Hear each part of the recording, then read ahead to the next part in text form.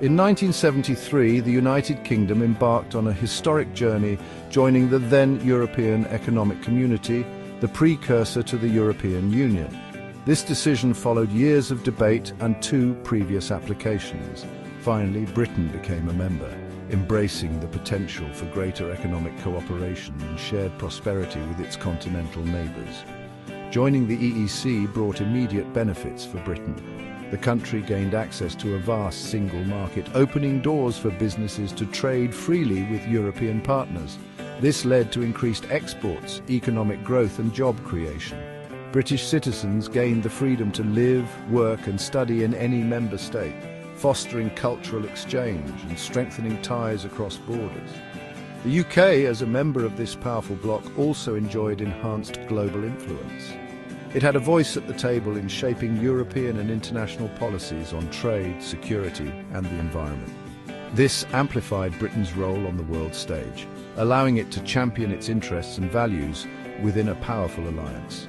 However, the relationship between Britain and the EU was not without its complexities. Over time, certain aspects of EU membership, particularly the issue of sovereignty, began to fuel debate and sow the seeds of doubt in the minds of some.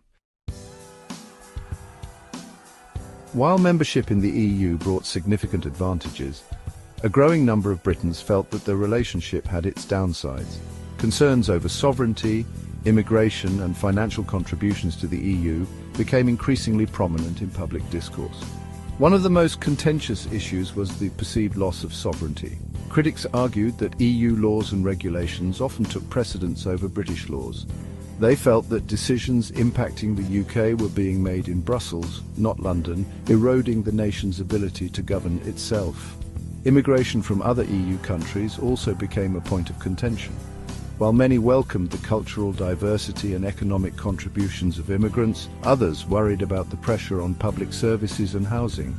The perception that immigration was changing the social fabric of the UK fueled anxieties, particularly in areas experiencing economic hardship. Furthermore, the UK's financial contributions to the EU budget became a source of resentment. Critics argued that Britain was paying more into the EU coffers than it was receiving in return, questioning the fairness of this financial arrangement. These concerns, combined with the global financial crisis of 2008, fueled a sense of economic vulnerability and resentment towards the EU. These issues, coupled with a growing sense of disconnect between the British people and the EU's bureaucratic structures, gradually eroded public trust and support for the European project. The stage was set for a seismic shift in British politics. In 2016, the UK held a historic referendum that would forever alter its course. The question was simple: should the UK remain a member of the European Union or leave? The nation was deeply divided, with passionate arguments on both sides. Those who campaigned to leave, known as Brexiteers, argued that it was time for the UK to reclaim its sovereignty, control its borders, and forge its own destiny. They believed that the UK could thrive outside the EU, negotiating its own trade deals and setting its own regulations.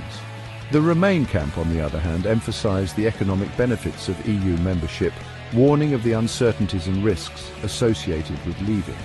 They argued that the UK was stronger and more prosperous within the EU, and that leaving would damage the economy and isolate Britain on the world stage. On June 23, 2016, the UK voted to leave the European Union. The result sent shockwaves across the country and the world. The margin of victory was narrow, highlighting the deep divisions within British society. The referendum exposed a complex web of social, economic and political anxieties that had been simmering for decades. The immediate aftermath of the vote was marked by political turmoil and economic uncertainty. Prime Minister David Cameron, who had campaigned for Remain, resigned, plunging the country into a leadership crisis. The value of the pound sterling plummeted and businesses faced a period of uncertainty as they grappled with the implications of Brexit.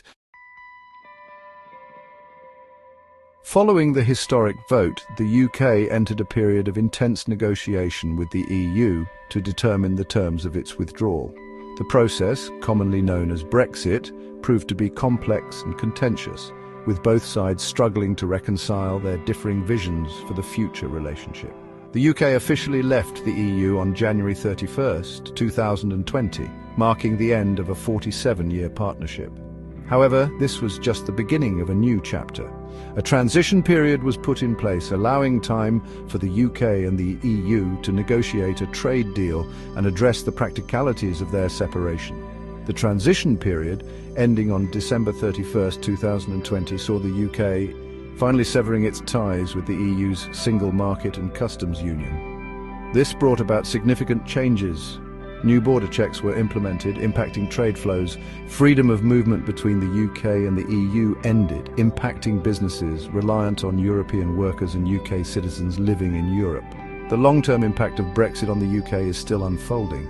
The country faces significant challenges, from rebuilding its economy post-pandemic to navigating its place in a rapidly changing world. The UK is now charting its own course, forging new trade deals and redefining its role on the global stage. Only time will tell what the full impact of this historic decision will be. One thing is certain: the UK has embarked on a new and uncertain path, one that will shape its destiny for generations to come.